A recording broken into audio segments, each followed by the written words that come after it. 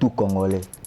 Mboka ezo avancé, to mboka etelemi, to mboka ezo kita. Mboka ezo ko sombre. Sombre. Mboka eza na vision te, mboka eza na direction te. Yo moko oza journaliste. Eloko nini ekoko attaché yo na régime oyo. IDPS contre PPRD, IDPS contre FCC, IDPS contre la MOUCA, IDPS contre le Parlement, donc Assemblée nationale et le Sénat.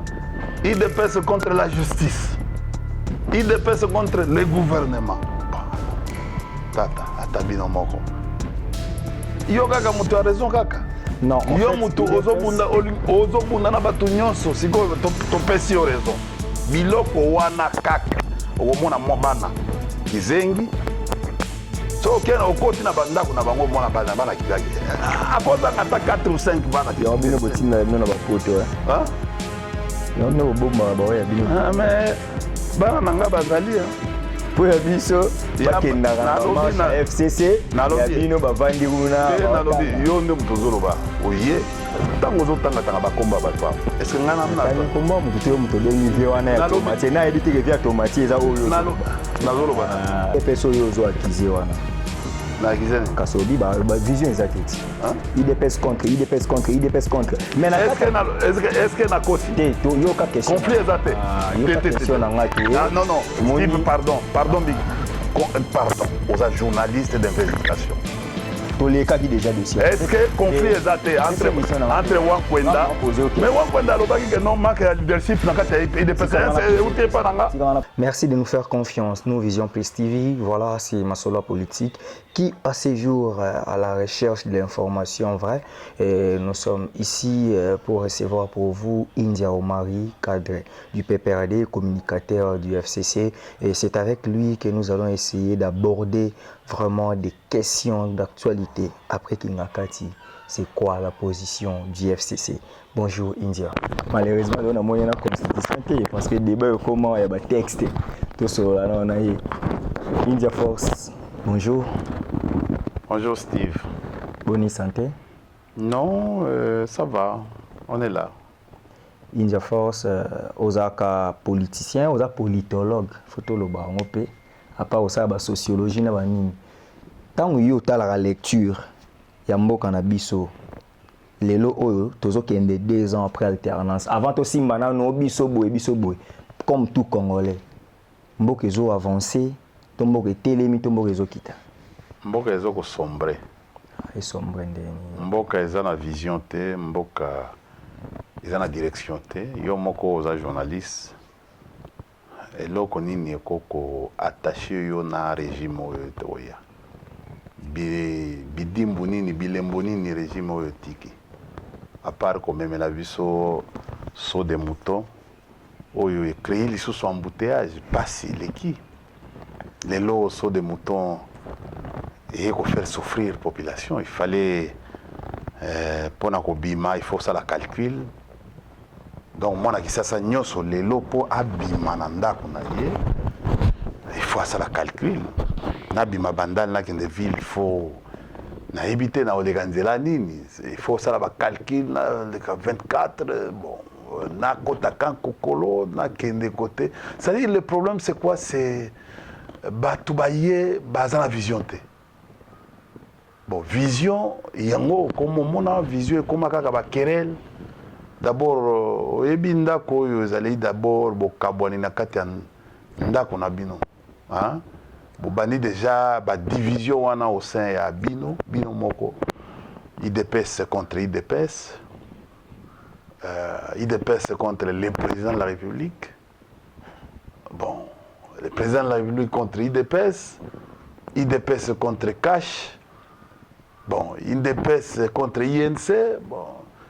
IDPS contre le logo il y a ministre ou vice-ministre délégué ministre délégué Sylvain Mutombo au mona rassemblement des Tshisekedi bon au mona Sylvain Mutombo contre azo ça déjà Et là, on a mené tout ça contre Kabound, contre Kabouya. Bon, donc, c'est-à-dire, Wankwenda, j'ai sali en passant, directeur de cabinet, il a fait Etienne Tshisekedi. Bon, Bazo Bouni, ça y est, contre.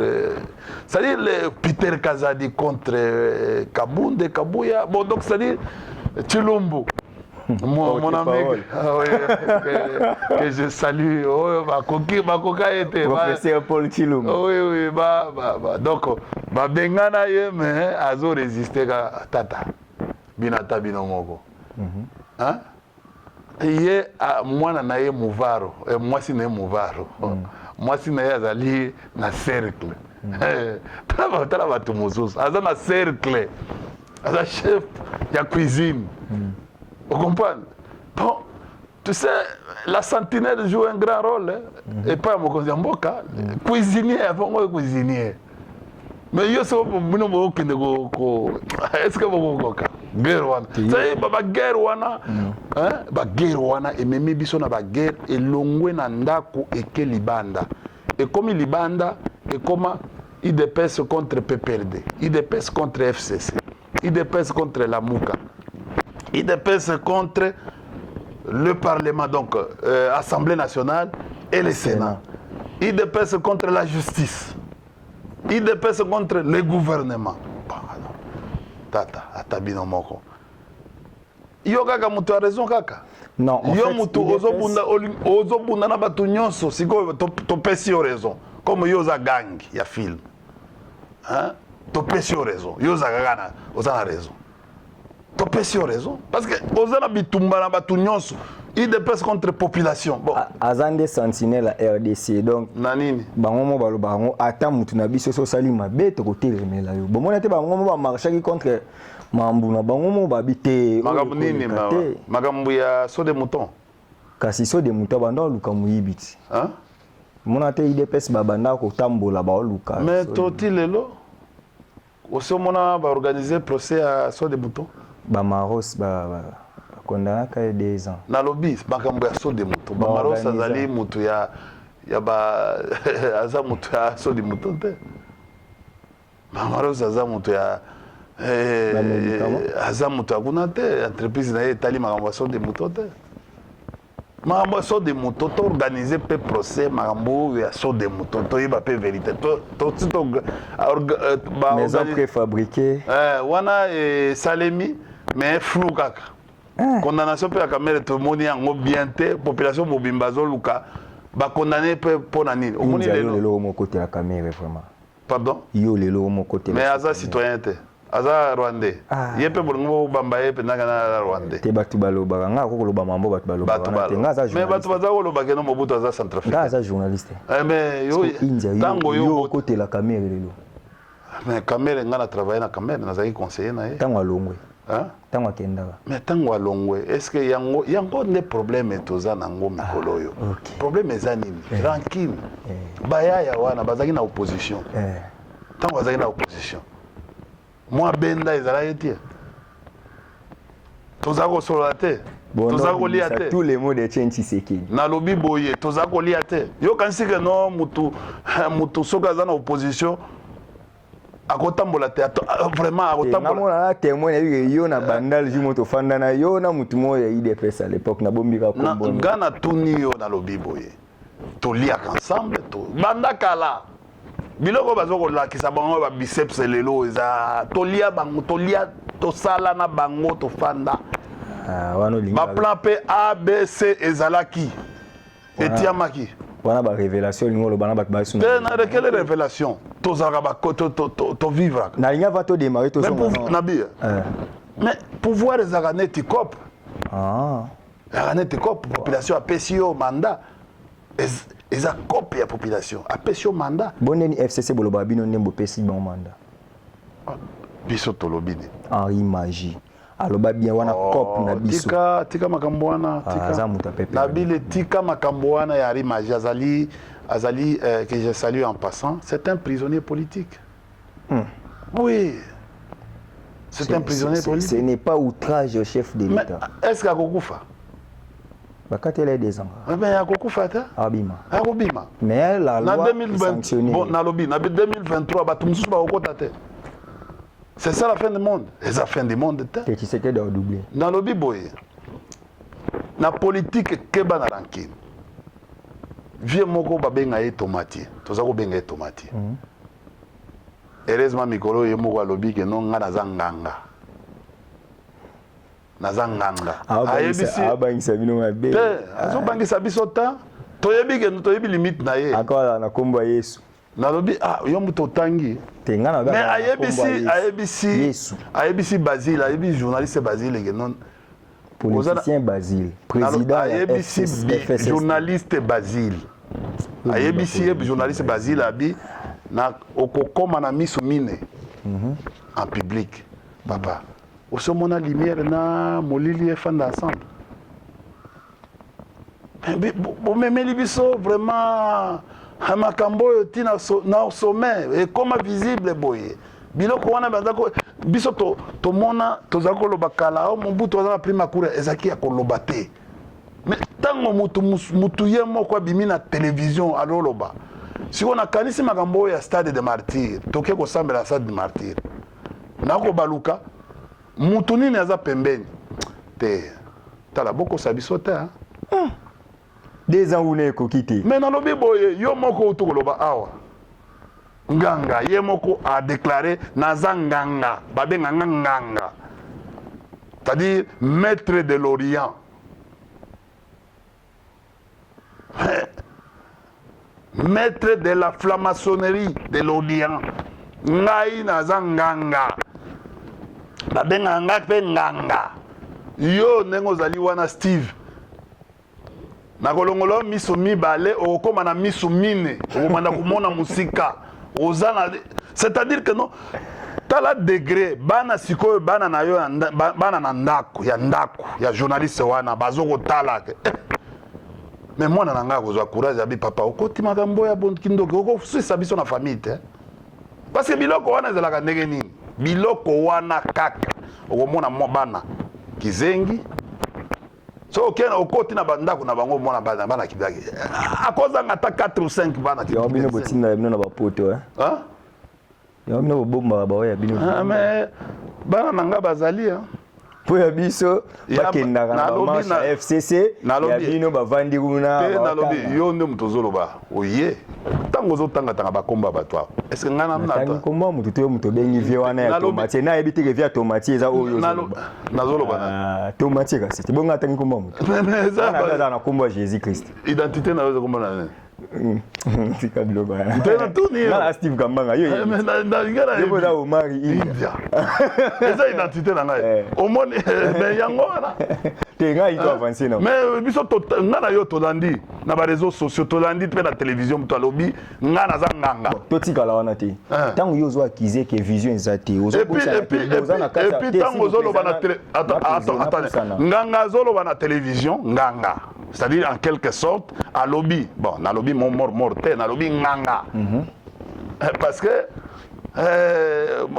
ezali neti muto azo batela nini ma omoni ndenge azalaka bon bana bino boyebi bana vita na pesi bino mbote vous comprendre eya makambo ya nzombo le soir te mais ezama oyo toza nango ezali ndundu kumpala ndundu système mais non biloko kaka ya Apollo Angete ndundu kumpala c'est-à-dire nini tango kulutu wana nganga alobi la politique c'est un art de risque donc azo linga kotinda batu na affrontement azo linga kotinda batu na mobulu non kulutu nayebi ke otanga ba philosophie na yo mais politique ezali art ya boyete politique ezapé science ezapé art mais ba période na bino bozaki na ba analyse te bozaki na ba BI nayebi osala na ba service tout ça ba nini tout ça oyebi yaki kofundana mais politique biloko na bino ya mikolo oyo et comment ya ko analyser. La politique, c'est l'art de gérer la cité. pas l'art des risques. Nulle part, aucun auteur, grand auteur en politologie a lobby que non, la politique c'est un art des risques. Mais il y a Comiti. Il s'est fait une référence. Non. Quand il a dit comme ça, un auteur peut écrire. Non, non. Bah, citer, non. Osotanga, ouvrage mogo ya viwana. Ou bien kende na kotala ba thèse moko ba sali référence. Bon, peut-être msusu ba ko sala référence ya loge. Toi avance. Oui, mais c'est au moins des personnes qui ont qui bazangi vision, vous en avez na coalition ministre infrastructure bazala ngambu na bino. Nganga nabia. Tant biso to mona ki oso mona représentant na statut ya IDPS. Représentant na statut. On matalaka ba désordre. Beaucoup de désordre, ça dit ba violation na ba violation. Ti na statut ya parti boté violation. Boya au représentant. Ba mandat spécial na présidence. Ala au représentant ya présidence ala na nini ta? Papa, to kata makambo wana. Bo to évoluer. Poser la question. IDPS oyo zo accuser wana. Na accuser. Kasobi ba vision ezateti. IDPS contre. Mais est-ce que na kosi? Yo ka question. Conflit ezate. Yo ka question na ngati. Non. Steve, pardon big. Pardon aux journalistes d'investigation. Tous les cas qui déjà dossier. Est-ce que conflit ezate entre Wankwenda? Mais Wankwenda lobaki que non manque de leadership na kati IDPS. Ou t'es pas nanga? Si on a posé aux questions. Jacques Sabani a lobby en côté. Quand on a posé aux questions. Et aux Alabama. Tilombo a lobby en côté. Il y a qualité émission dans la petit gars non. Mais nazo loba vérité. Nabi boy. Bon moment nga pour la vérité. Na lobi boy. Ebi plateau nga ba balinga boya. Mingi. Mais ce que balinga ngande au fanda kimi nga na poser ba question. Te na balinga na loba vérité. Mais balinga ce que ngande na poser ba question. Ngam na diriger mission. Allez-y. Boza na kati ya coalition obande kokumisa ngwa yebi grâce ba vidéo ni belé to ya to sala no be émission presque chaque mois ou après 2 mois sikoyo kaka lelo na des comité bino pe bozo tant bolo ba gouvernement majoritaire eza bino siko tant bo akize vision ezate est-ce que ebité que na pouvoir o ya décentralisation ya séparation des pouvoirs ba gouvernement ba ministre ba travailler majorité za FCC siko bino tant bo déclarer vision ezate bo mi finga petit pour bino pe boza na kati ya part wana ya diriger est-ce que kozo courage pe yisa batu ke biso pe FCC tozo si ezo simbate pour ba ministre na so pe bazo sala eloko te na kozo vision na kozo na ya nona mais vision exacte na répéter bana mboka bana kisasa bana poto vision exacte pona nini bango mako ndem tu ba introduire mobulu balobi na constitution article 91 donc 91 que balobi président balobi le gouvernement définit la politique en concertation avec le président de la République. Balobi le président qui définit. Balobi le gouvernement définit la politique en concertation avec le président de la République. La politique Namboka. C'est-à-dire programme oyo. Il y a le gouvernement, il y a le premier ministre, il y a le gouvernement. Bon, avant biso tokota. Bino bosali programme na bino d'urgence au moment où le gouvernement est là. Article 69, la continuité de l'État. Bino bo bloqué yango bo bloqué article. Talaga ba violation e banda kala makambo violation e bandi kala. Boye ko sala eloko wana programme ya chef de l'État. Ezalaka te. Le programme d'urgence. Non, nalobi c'est pas un programme de quinquennat. Nalobi boye ezate. Okoli ebisanga na buku nini. Parce que mon père comme beaucoup la constitution. Yango ya ko créer confusion. Oui, bien on a joué cette investigation. Na lobby. Il y a eu tellement sorti muta bo préparer la quand Chadari. Yani bino na FC7. Bilo Chadari alinga banda nango yango na. Nga nanza pona précipitation te. Moi j'étais directeur général. Ebi na ICCN. Ebi yango. Bino boye bagala que non ba nini. Non. Oje frère mes appels. Oje frère te. Les appétits. Non. J'ai fait mes petites entreprises qui ne peuvent même pas se mesurer dans l'ICCN. Attends, Moukete. l'ICCN Azali na ba compartiment na kati armée, administration, et puis Azali na technique. C'est-à-dire, j'ai dirigé les grands professeurs de l'université pour le cadre de la recherche. C'est ça l'aspect technique, technico-scientifique. Donc, ezali blague, non, tu vas, je ferai moi, au combattant, Anatole qui Nabi, réseau Zanine. on va aller combattre quelqu'un comme ça, on le combat. Non. Moi, je ne suis pas comme Bato, Bazo, Sobakangi, un directeur financier, il y a maison civile, Boyeko Bimisaye, na Boutou, sans procès. Bon, moi, nalobi na ko justifier biso to so mona biso na prison to ko longola moto ari maji wana un prisonnier politique afandi ko bakendaki ko longola si ko no ebisinga teke bino pe bo échouer tango zo bo échouer na zo yebisa yo biso to échouer le ko moko te to yeko kuta bulu yeke tango to kuti bulu yeke continue. Sort des moutons de m'embrouiller magambo nyoso sort attendez sort nabi sort zela ministre azwa qui parle zela nana zela ozo comprendre te ce qui désordre ali quelque part vous comprenez mais na fondation za makasité ndako faut problème ezali de vision ezate et côté le magabo et racine za makasité. Les fondamentaux n'ont pas été pris en compte. Et fandaté. Et comme ça, les autres, ils ont bouluyeke. Bouluyeke, c'est quoi? To simbi boye, to ke simbi te to zui moussous. To kei na maison préfabriquée. So que oh simbi te, to zo kende, to zo yebate, direction nini ya kende. On embrouillé. Lelo. Tout nangai. Parce que au monde a des ordres. Yo petam sous journaliste. Au monde a des ordres. Débat et délibération au Conseil des ministres, et comme injonction.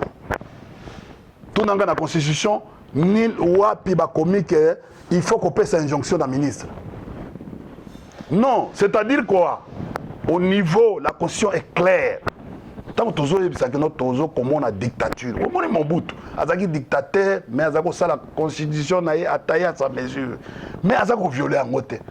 Mais azoko kufi na batunaye basali constitution mususu bien alandeli constitution mais oyo ya biso tozo violer yango même soki to boyaki yango excusez il faut d'aller bisayo oyo ka Steve boza ba journaliste modèle ya kolokota lokota biloko bozo comprendre te eloko lelo ezo bloquer avancement ya gouvernement ezali eloko yango wana injonction or gouvernement eza appelé débat et délibération. C'est-à-dire, le problème, c'est quoi? Quelle est l'éthique du gouvernement? S'organiser le gouvernement dans le monde. Le président fait une communication. La communication n'appelle pas un débat. Montoyer a sali option. Va lever, va faire du débat, va délibérer, va prendre une décision d'ensemble. Résolution de Bimi. Vous comprenez? Mais le président est là, il peut arbitrer en cas de conflit entre les membres du gouvernement. Comme c'est lui qui préside, il peut orienter pour qu'une décision soit d'application. Inza Omar est fier aujourd'hui de défendre la Constitution. Mais je suis fier, très fier, et je l'ai toujours défendu. Yo défend la nomination du commissaire spécial dans beaucoup. Après découpage de la province. Yo, c'est une autre personnalité du pays. Mais Natangenan, Emmanuel Ramazani Chadari, Azalaka Awawa, secrétaire permanent PPRD. Cour constitutionnel, le Lobozo Koufao, réhabiliter Jean-Claude Kazembe comme gouverneur dans Katanga, l'ancienne configuration. Boboya, on a PPRD à travailler à péter. Toboya, c'est-à-dire quoi? Oh, mais ministre Emmanuel Ramazani Chadari Aboya. Aboya salsa nini? Aboya arrêt à cour constitutionnelle. Yo zana mukanda oyo Chadari a comment nengo zali wana. Aleka yemo kwa ibisa. Mais pourquoi non non. Nabi Kazemba salate. Jean-Claude Kazemba salate comme gouverneur. Non, mais nazo yebisa yo. C'est ça le problème. La violation constitutionnelle. C'est ça le modèle. Mais finalement. Moi, je ne suis pas ton contradicteur. Ça, je sais. Oui, et puis, il faut que tu sois à l'aise. Non, non, je suis ton invité. Mais l'esprit où il y a un journalisme, c'est comme si vous voulez nous amener tous dans une histoire et à confrontation. Regardez vos collègues comment ils ont. Vous n'avez pas, c'est la population. Oui. Na suka nango eza guerre te. Eza population yo tunanga mutuna. Soko tuni olobi o bandi wao, o suki wao, o kamati eloko. Inza Omar est fier de défendre aujourd'hui la constitution. Je te dis, Voilà, ça fait maintenant combien de questions? 5 questions. Nazaka. On n'a répondre à quoi? Nazaka na constitution. C'est quoi on n'a répondre à quoi? Ce qu'on a répondu que non, Naza fier. C'est ça la réponse à l'école primaire, non? Naza fier. On n'a ça dit. N'a pas répondre à Makamba Shadari. Parce que na uti koye bisayo, la kisanga mikanda oyo Shadari a comment que Kazembe oyo kusalate. Exact. Vous accusez quelqu'un, vous n'avez pas les données. Kazembe c'est notre membre. Il a pas perdu. Il est au FCC. Il était gouverneur.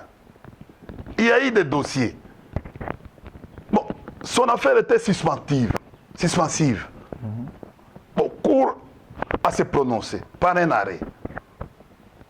Inattaquable. Mais, tout ça c'est là. Irrévocable. Mais, papa. Mais, ce qui n'a pas comme arrêt. Composition bah juge cour constitutionnel. Et puis, qui exécute? Bissonyonso. Non. C'est pas le procureur. Non, mais l'arrêt, quand l'arrêt sort. Mais c'est ça, être exécutoire. Oui. Mais être exécutoire. Bon, Shadari a commencé que non, on a lingué l'eau anate. Ce que vous avez mukanda moko Shadari dans ce même sens. Bimisa yango. Ce que y a qui parole ou Shadari a lobby. Bimisa yango, papa. C'est ça l'état de droit. Ok. Bon, on lingué les sous-sounines. Nomination à commissaire spécial. Nomination à commissaire spécial. Au lieu de gouverneur. Nomination, il y a un commissaire spécial. Ça veut dire quoi? Nous sommes, on a dit, la Constitution elle est claire. La Constitution, qu'est-ce que la Constitution avait dit? Tant autorité sans site. Même là, au fait d'accord, il y a sans site. Après 3 ans, il faut que tu Samboka, dans le fédéralisme. Okay. Mais nous étions dans un processus. Le fédéralisme est au découpage. C'est un État, la RDC c'est un État fédéral. En bon? Tous un fédéralisme conforme de l'État. Voilà autant qu'à État unitaire décentralisé. Non. Source d'impulsion. Non. Papa. Il y a les ETD. Mon photo comme on voit contradiction. Na lobby. On peut aligner les cabons. Na lobby. Fanda Kimia Oyoka. Fanda Kimia Oyoka. Tu as affaire à quelqu'un qui est. Na Steve. Fanda Oyoka. Oningo la kisaba tu bako sekayo. C'est un État fédéral. Non, bako sekayo. Ça va Loba non? La République démocratique du Congo, sa forme de l'État, oui. C'est un État qui est institué là, c'est un État fédéral. Ok. Base légale. Mais c'est la Constitution Tanga Yango. C'est l'accord, ça vient des accords de Sun City. L'accord de Sun City. Il fallait tous les cas, la décentralisation. Et les décentralisations, même État, la forme à l'État fédéral. La décentralisation est un passage pour aller vers l'objectif. Il y a côté forme.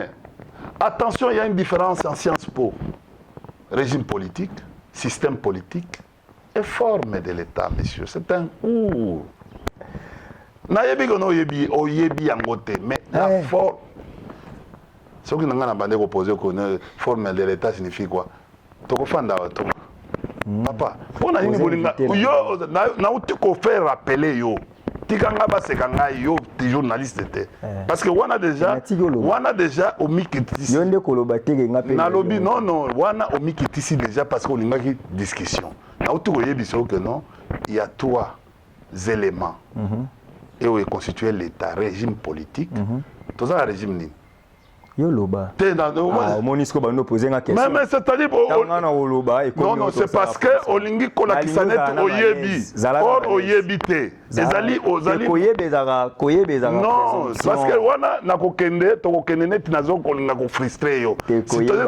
Non. Pour à la l'aise, faut s'exprimer. Non. Tu n'avais pas la pour ça au nazala à l'aise. Tu avais pour ça na zala olinga olakisanga que non yo yebi ngana yebite. C'est ça le modèle à IDPS.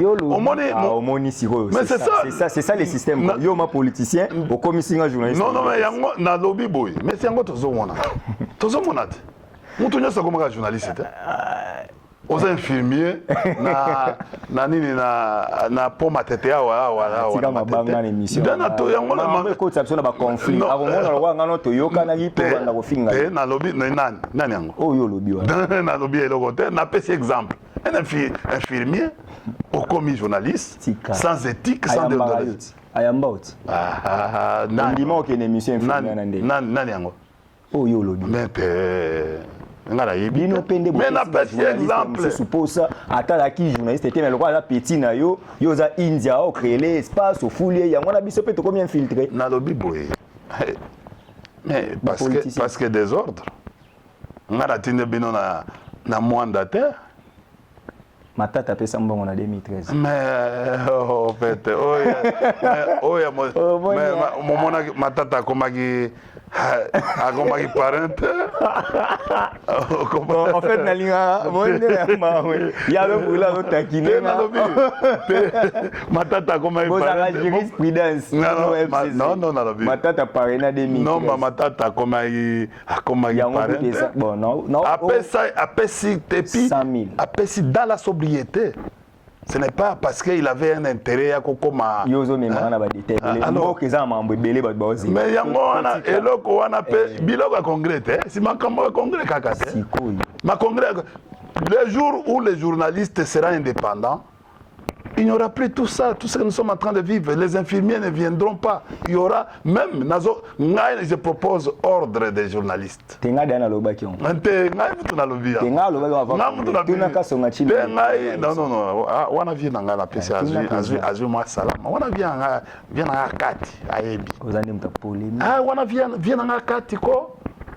Mais quand je suis dans plus de 25 ans dans ces échanges à bâton rompu avec les journalistes, y compris les vieux Salama, India, on avance. Et puis, via la Isimino qui a Zambiaka, à Betibino Fimbo à Mukolo. Ndenge FCC bon. Il y a un moment où on négligé via la technique. Il n'y a pas FCC. MP, Tango, PC. Nalobi Boya, Vietche, comment on est Chilunde, what?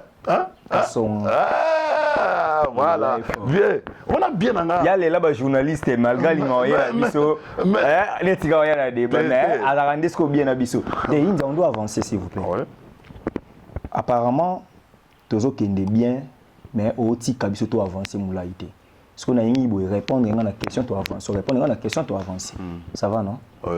Il y a bien ngalo mingi surtout na ngalo les capots émission ça bien. Pour moi baiser ça là non ya yo po yebi mo bo mélange bisoté na ngana na zala simple kaka boy mais yango na les seuls journalistes on a corruption mais na lobi au paniquer na zala calme et ça art et c'est ça la communication beza solo ça ko sa boulot mais yango wana o sala boulot kitoko merci India force force plus force est égal à force Kabila arrive Kabila arrive avant ça panique générale les alliés salariés bino beaucoup à niveau que des deux speakers, il y a Parlement, président du Sénat, président de l'Assemblée nationale, ils ont adressé une lettre ouverte au chef de l'État. Et puis, nous serons indisponibles d'organiser cette cérémonie. Pourquoi arriver à Sirso et Orgueil vous avez battu à chef de l'État, pourquoi vous n'avez pas respecté Fachité FCC. On peut s'en 2 minutes. Sans interruption. Oui, parce que... Natikeli vraiment s'explique. Au côté matière à Moutuya. Voilà. Bana Kisasa, Bana Congo, Bana Poto. Oui, na banda qui a wana lobby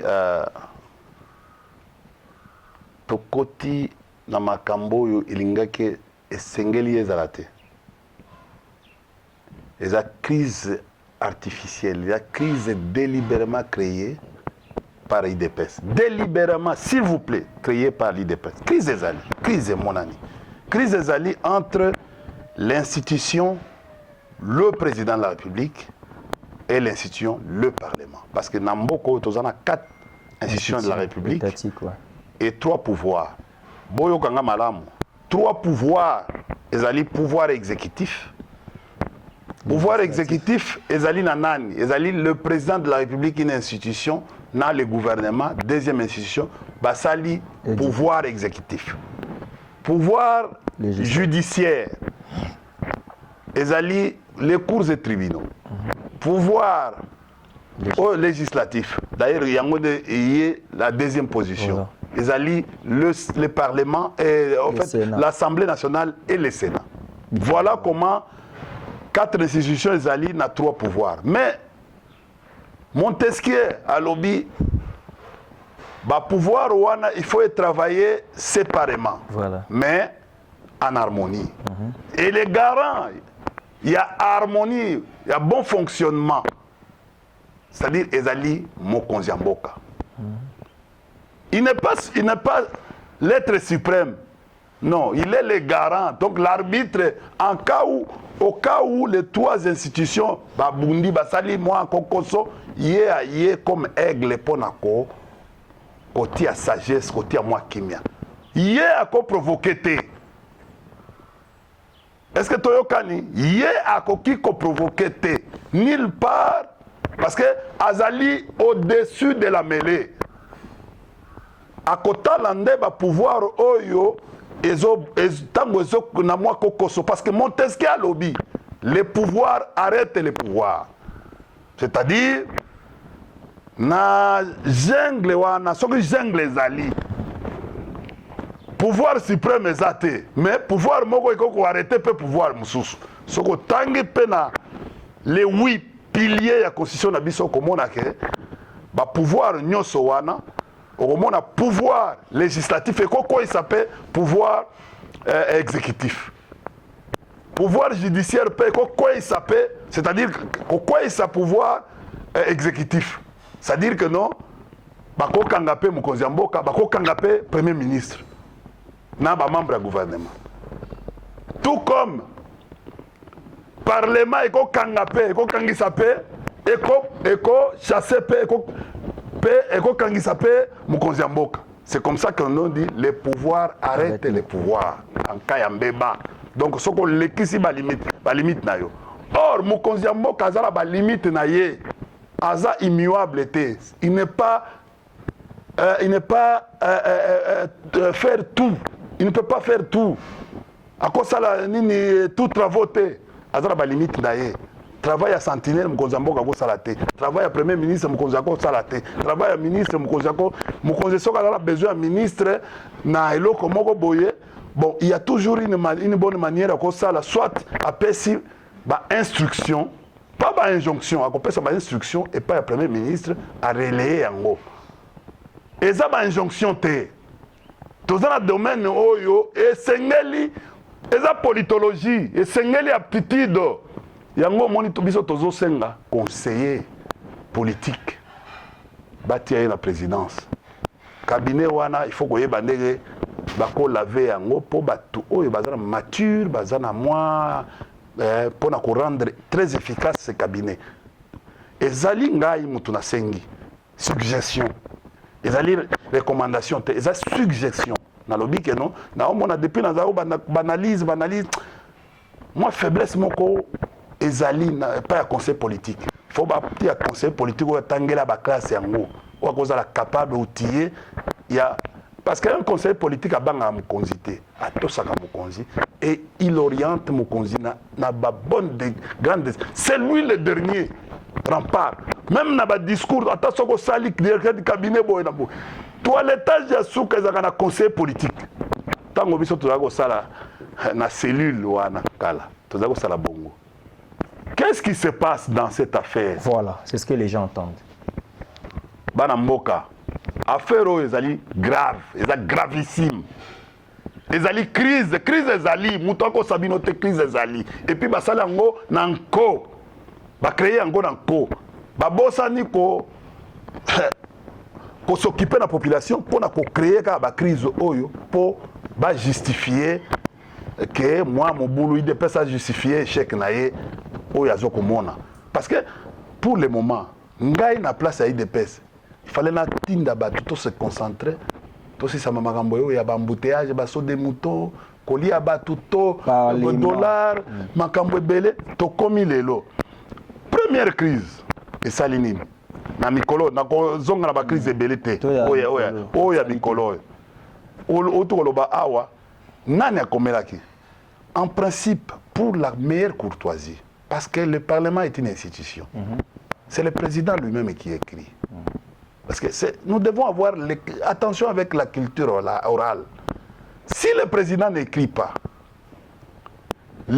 son directeur de cabinet écrit dans une formule de courtoisie au chef de corps, c'est-à-dire Epaya Mabunda, na Epaya Tambwe, sur instruction, avec vraiment une courtoisie.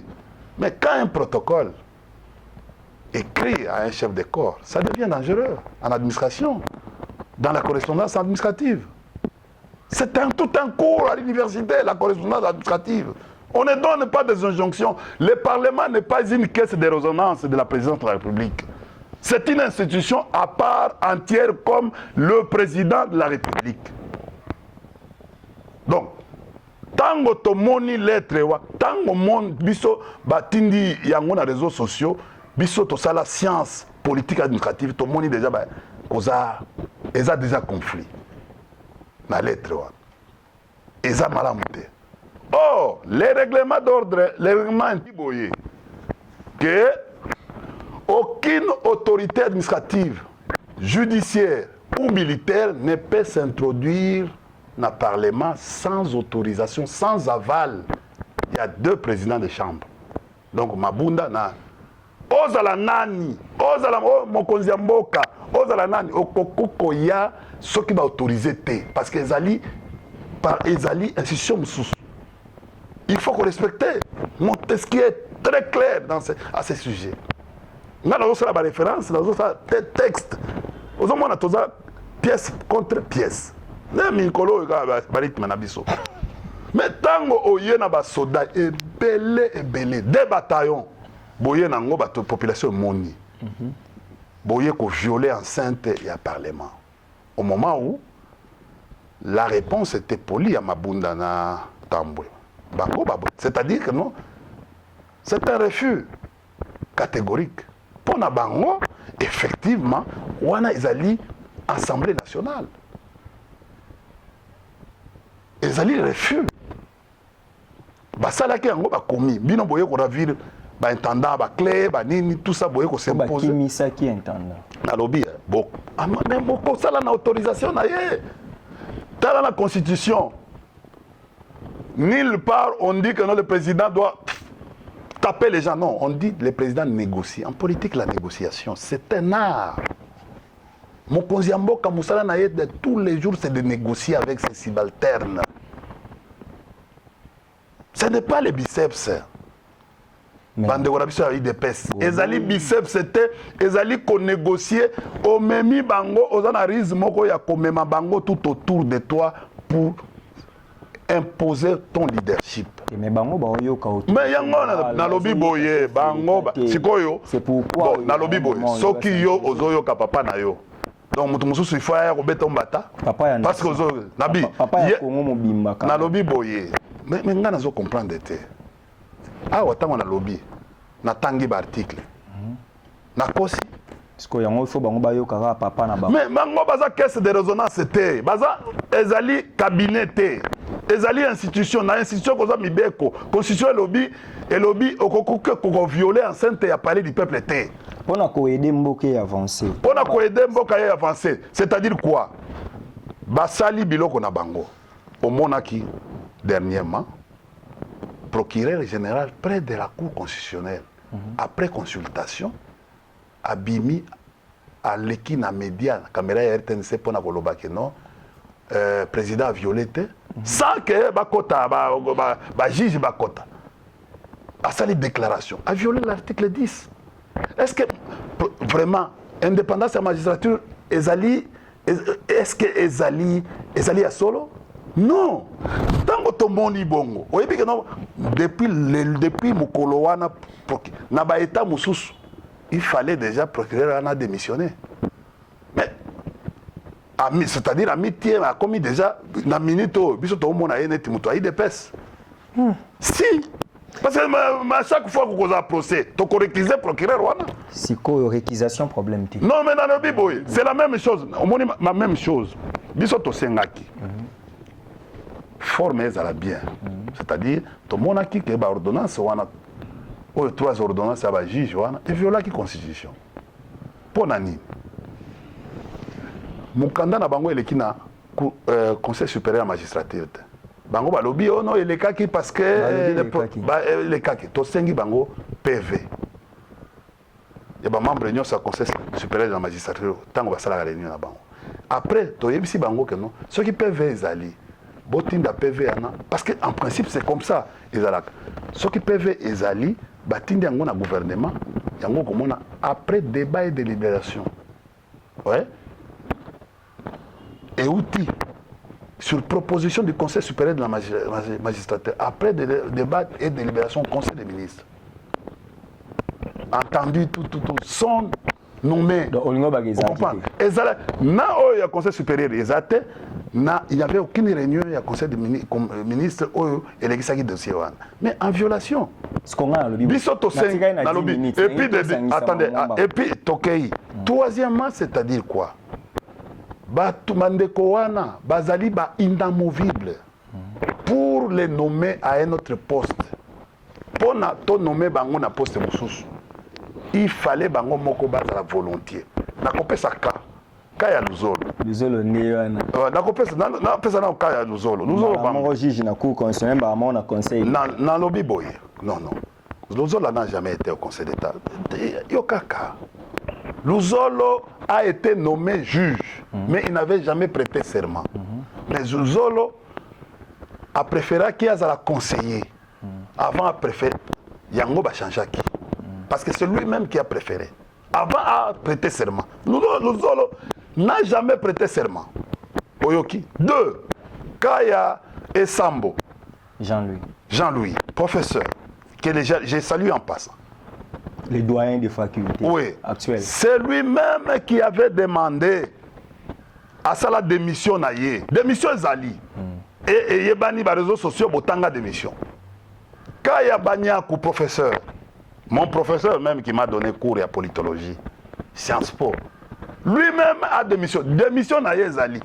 Pour Nanini, Bandekwa IDPS, Bakokaki Koluka, kokende pa ya monsieur Ubulu juge Ubulu po ba octroyer démission na bango na Kilomba comme ça va faire valoir que non bato oyo basalaki déjà démission yango biso proposer bango ba kende na cour de cassation. Mais pourquoi mais bango ba yoka bango ba ça 3 pour composition quand même occasion. Non il faut ba kisango na procédure parce qu'en droit c'est la forme quand la forme est biaisée. Les fonds ne seront même pas consultés. Oui. C'est-à-dire que les lots, Bajis n'a indépendance. Bakosala kate, bakofanda même na bureau, mais bakosala. Sauf bako qui ne forcer bureau, mais bakosala kate. Pourquoi bakosala kate? Na n'écoute na habité. Pourquoi ba forcer qui est lo quoi? Bakosala kate parce que ba juge wana d'abord et lo ko yotu côté na interprétation biso, ba parlement na biso ba sali pour l'interprétation. Bango bako comment ba juge partitaire. Parce que bango bene baza accusé. Bako siéger te. Ozomona nenga ba cotise bako se mobulu. Oh, c'est injonction na fonctionnement. To copé ça injonction, c'est ça les droits. Ce que vous allez récuser. Ou bien vous allez juger parti.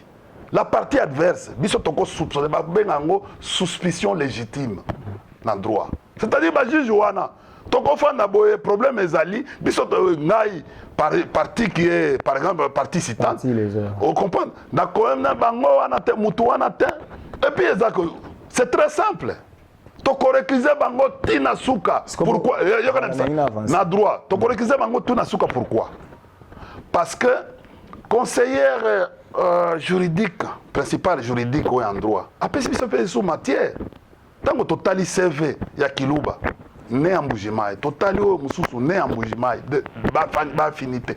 Toke pa ma sœur wana o ya Manyema, mobali na ye magistrat Mbujimai.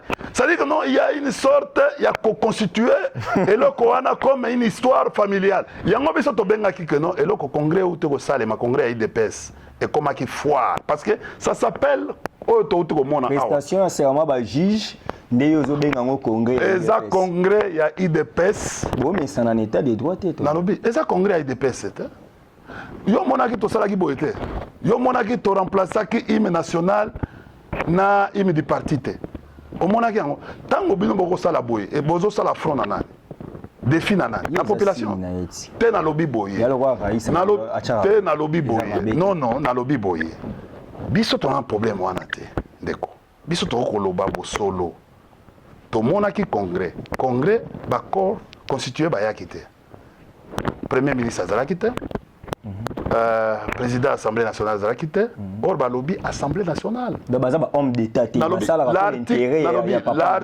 nabi tozo kende article est clair ils sont premier ministre l'article 10 de la République et non l'article 10 il y a statut il y a ba magistrat la loi organique est claire balobi bako ba membre wana ya cour bako prêter serment devant la nation la présence de Mokozi Mboka, Assemblée nationale en politologie signifie quoi? Bâtiment, député, administratif, biloko nyonso za la enceinte, ça s'appelle Assemblée nationale. Il faut présenter seulement wana. Balobi na Sénat, balobi devant les bureaux. Wana nde basalaki moi distingo devant les bureaux, les membres du bureau du Conseil supérieur de la magistrature. Oh, nous avons encore un problème. Les lobes membres du Conseil supérieur de la magistrature, baza un peu irrégulière parce que tous comprendre le statut lobby, c'est le président de la Cour constitutionnelle oyo akokozala président de la Conseil supérieur de la magistrature. Or, actuellement, le président de la Cour constitutionnelle, comme on a eu Funga, Aïe, c'est le juge Funga. Mais comment un procureur général près la Cour constitutionnelle, à cause de Ebonga, il y a président, il y a Cour constitutionnelle. J'ai une question. C'est bon. Magistrat, il y a parquet, à comment diriger magistrat, il y a siège. Bon, c'est vraiment. On doit finir. Attention, il y a des droits, mais c'est compliqué. Pourquoi les juges qui sont censés être indépendants, Koko Tanabango, FCC Zolela, IDPS Zocp, c'est-à-dire Bino, Boebi Mambo Salara, qui va juger en Pandi, il y a un moment qui va botoli Bino, justice ou un cour constitutionnel, il y a un Bozolé. Mais nous comprendre. Mais c'est ce que les gens disent. Bon, Batouana, toi, Bakoti. Bisotozana 6, na bango 3. Banani bako gagner. Mais bolé la Gaspone. Mais bisoto l'élite. Yango nazo yebisa bango moko bazoko s'embrouiller. To les kisko musu. Na lobby, au monde yokana bisa par manque de sagesse. Ngai soki nazaka conseiller ya Mokonzi parce que l'élection est en 2023. Comme baza paniqué depuis to annoncé arriver à Kabila, baza paniqué. Est-ce que zela nazo na répondre ko poser nga sur question soko lingi. Tikana na répondre baza paniqué, bango mutu ba kolela, baza émotionné. Kabila zongi. Au monde baza ko changer, ça s'appelle la méthode de SRR. Biso to benga ngona en tant que politologue ba ballon d'essai, ba meki côté ba si simbité ba changer les choses. Problème est anini. Bande ko na biso baza na bulu yeke. Ozomo oyebi tala lelo parti wana sokoza mayelo longwe na PPRD mbala moko tala ndeko na biso professeur ya ba réseaux sociaux alaki moto na biso ya PPRD akome na INC professeur Mbata asadere même na IDPS non au ça l'émission te sabotanga professeur non nazolo ba vérité olingo koyoka te iloba ba boyo soko ko tuna ba grand cadre ya IDPS. D'ailleurs, Moutoune était ancien, un ancien. Parce que on a 37 ans. 37 ans. Azan a 37, il y a 41 ans ou bien 47 ans. Azobi, Nasala Lit a 37 ans. Bon. Oh, biso to mona bino tango biso to akina ba mishiki na ba ngolenganko. Bino to mona bino te na ba vie na biso ba tibala oui. Vous comprenez? Ba vie na biso ba kemba na tout ça oui, ba capita oui.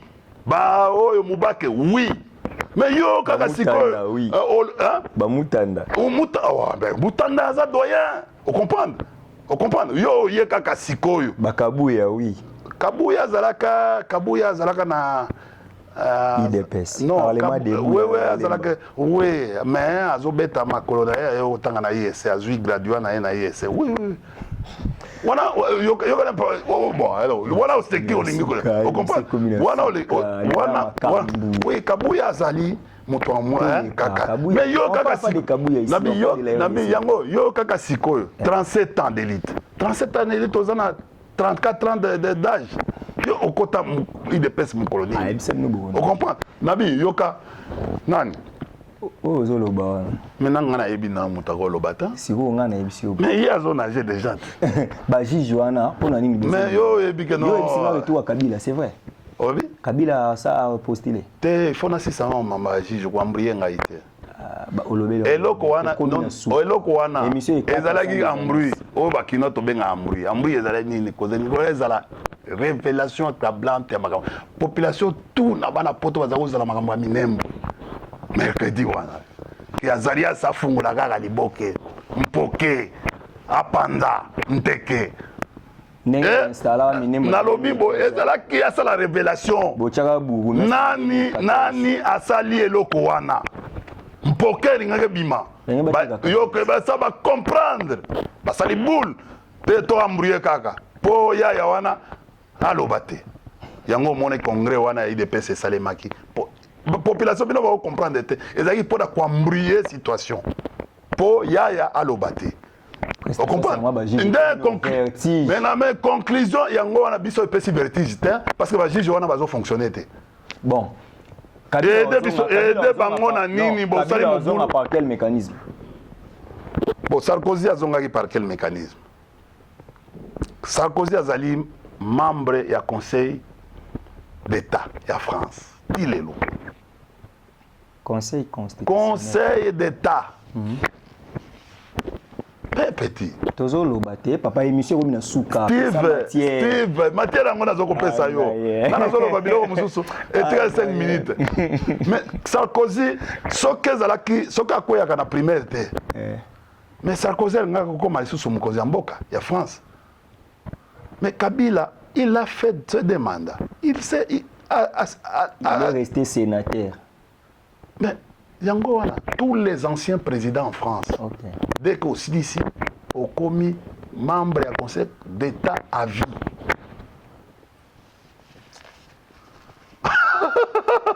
Kao tous les présidents Hollande a membre du conseil constitutionnel nalobi boye Eza conseil d'état, monsieur. Conseil constitutionnel. Monsieur. Bon, mais biso to copie. Nalobia. Toza source de droit na biso zali. Romano-germanique. Nous sommes de la famille romano-germanique. Mais alors. Voilà. Biso to inventer. Biloko nyomo so ba kongo nini. Conseil constitutionnel, mais on avance d'abord. Mais ezali conseil d'état que ndoko tanga ba livre. To bando so na mamba constitution. Na kotana. okopesa ngai une minute nakota na bureau nakota na bureau pour na pesa o documentation les causes discuter na nani ozo si c'est mission ozo comprendre que c'est mon émission na za ko bimisa mamna otu na yo mais yango ozo ko bimisa na ngana bina ba biloko ozo o maîtriser eloko te mais olingi ko ngai Kabila 2023 ba bazo ba yo kama mbaka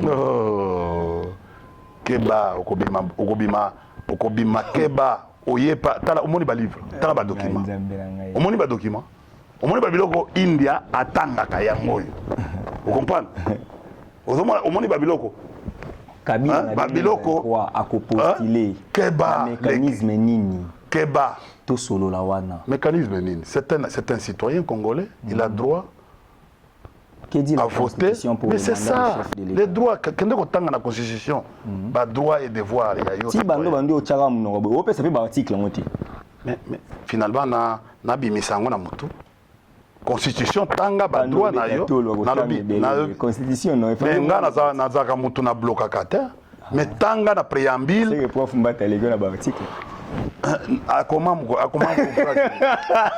un professeur je suis allé moi-même dans ma recherche na ngai tango nazo koma thèse na nga mais mbata thèse na ye tilelo mutu atanga yango azate il a fait attendez Mbata a fait l'université avec ma collègue naye ba professeur net yo Sambo Colombe ba Njoli ba nini tout ça mais il n'a jamais été c'est un cadre moyen okotuna ba collègue naye ba Kamwaki félicitations na professeur Kabange, na Vie Bochab, o ba matisa ye ba zoye akenda azwa licence na ye, il n'a même pas distingué akenda na ye. Bon, au fait, akenda na ye en Afrique du Sud. On parle pas des Non, non, parce qu'il faut boyer bas. Moi, je parle akenda na Afrique du Sud a sali une année 4. Parce que non, non, il faut dire la vérité, cher ami. Mutozo koko sabato, il faut dire la vérité. Tant qu'on a koye bisayo na yena ba photo que non mbata, azaki mutu na biso a peu perdre, c'est le professeur Évariste qui l'a aligné. Bozo longo la pièce. Mais non, non. Pius a longo na peu perdre, azaka na peu perdre. Retiré na groupe il y a conférence des présidents FC. Mais ngana za mutu a peu perdre. Bon retiré. Partenaire ni WhatsApp. Nani regroupement na ende mutu. Et désapprouvé action na ye par rapport kende ko tuna le mukonzi na ye ko nyangi ah mas non non mas na création masta na ngai yo pesa babula na bien masta na nga kokonyangi il pas rapproché na lobby masta ezali mutu tout na campus ayebi que non tango bango baza pembeni ya building hein à la géologie biso toza côté kuna na kamoto masta na nga tango azwa bourse secrétaire académique secrétaire général académique na biso ezali prof Lubala tango tozana na vie na biso Kilanga Musinde aye ko remplacer Aloni professeur Aloni on comprend l'air à lititi on comprend azwi bourse na ya ke Japon ake ko sala thèse na ye na Japon Kokonyangi, Aza intelligent. Géologie, ce n'est pas n'importe. Oui, mais on est les discours des chefs de l'État, les discours des chefs de l'État sur les consultations FCC, Lobby Bozaki Nakati, réaction, on finit par là. Et Talibino Nani. J'ai suivi la lettre FCC. On a toujours, le président consulte toujours, il a toujours fait des consultations. Na famille na politique na ba regroupement na biso tout ça na ba sentinelle na ye na ba tunyoso pona sagesse comme la sagesse na boigné belé à consulter bango. C'est ça un père de famille, il doit consulter batunaye po ba yo kabango pe. Union sacrée pour la nation. Bon, non, moi je ne peux pas commenter sur un discours du président de la République, excusez-moi, je ne peux pas commenter ça. Quelle est la position du FCC? Nous attendons la position officielle qui sera lue par le coordonnateur national, le professeur Némi Mouilania. Et d'ailleurs, au Yébi que nous avons doyen, il y a un communicateur, je ne suis pas autorisé, n'a pas sa position, il y a coalition les lots. Donc, je vais relayer la position officielle qui sera au Ekopesama, peut-être après la consultation, parce que la consultation continue. Quel bon moment a Premier ministre, Tokatumbi? Na modèle ni. Après la consultation, nouvelle majorité. Informateur. Bon, na évité biloko zo comme mabiso, na évité. Ilunga Kamba. Il continue à travailler, il est Premier ministre, il travaille. Il paraît qu'il y a un pardon à la présidence. Moukouni. Na Brazzaville. Lundi. Bakati na Brazzaville. Ainsi que avant Yakende. Le président Bakomona Esoka Zali. Akende lundi. Mais c'est quoi avant voyager Bakende qui mabunda tambo mambana ilunga. Mais jour wana baloba yete que non ilunga zaki côté kuna balobi que ilunga za na présidence. Mais barimer wana zani. Vous pensez que moi, India, je suis communicateur, il y a FCC, communicateur, il y a Mokonzi, Joseph Kabila. Ilunga FCC. Non, Ilunga Kamba a se déplacé, ce sont nos chefs hiérarchiques. Ce sont mes chefs hiérarchiques. Je suis en ligne à tout moment à Bango. Je vais savoir que non, ça là qui est loco. Ce qui est papier, il y a audience. Oh, Mabunda. Après, ça, les journalistes, c'est pas la Kisango. Parce qu'aujourd'hui, c'est ça ce que nous sommes en train de déplorer, l'administration de la présidence de la République. Mais, bilo que nous déploré, Barimer, président, ça doit continuer à Barimer, à travers l'attaché de presse, tout ça. Non, basala ka musala malamu, musala lelo ndeko. Eza ma musala kerelte, batika babilo kwana.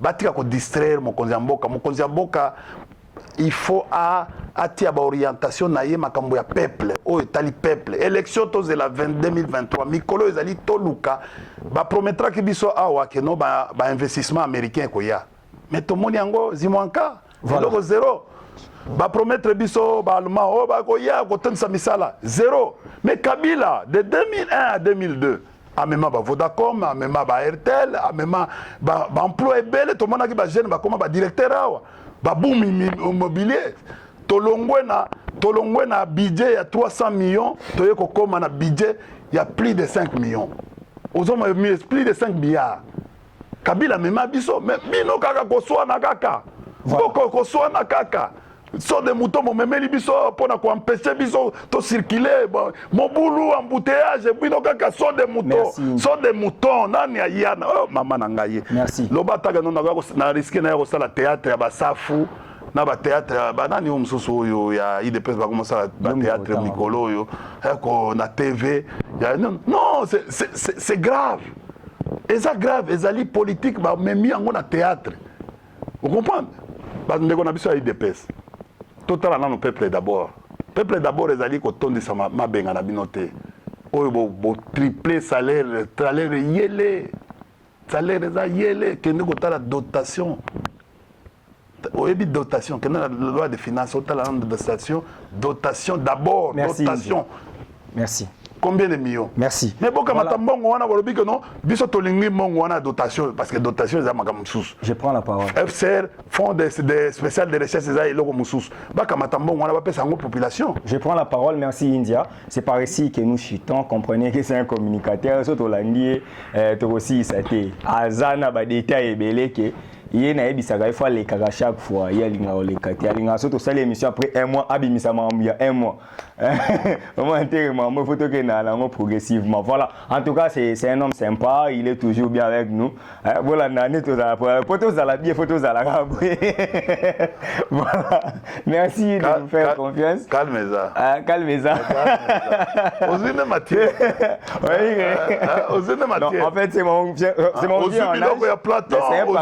c'est un partenaire aussi biloko ya Platon, il y a René Descartes, il y a Socrate. Siko foye baragi. Ouais. Mais nazanga ki ko beta biloko ya Thomas Hobbes. Moyen na beto biloko ya Thomas. Wana na yandu kaka. Thomas Hobbes. Le Léviathan. Et Jean-Jacques Rousseau. L'enfant n'est pas l'enfant est généralement il est né généralement bon, mais c'est la société qui les déprave. Jean-Jacques Rousseau. Voilà. Simone de Beauvoir.